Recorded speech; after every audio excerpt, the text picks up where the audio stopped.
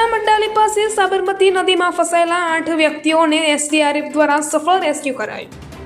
ગત 24 કલાક દરમિયાન સાર્વત્રિક વરસાદને કારણે બનાસકાંઠા જિલ્લાના નદી નાળા સહિત સાબરમતી નદીમાં પાણીનો જોરદાર પ્રવાહ જોવા મળ્યો હતો.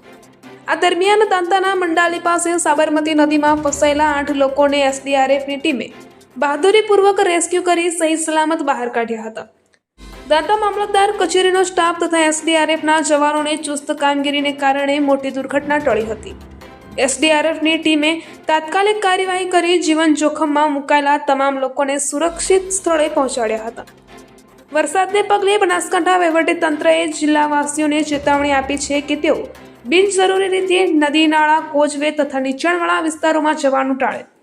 સુરક્ષા માટે સાવચેતી રાખવાની વિનંતી પણ કરવામાં આવી છે. અહેવાલ ગૌતમ છત્રાલિયા, BNK ન્યૂઝ, બનાસકાંઠા.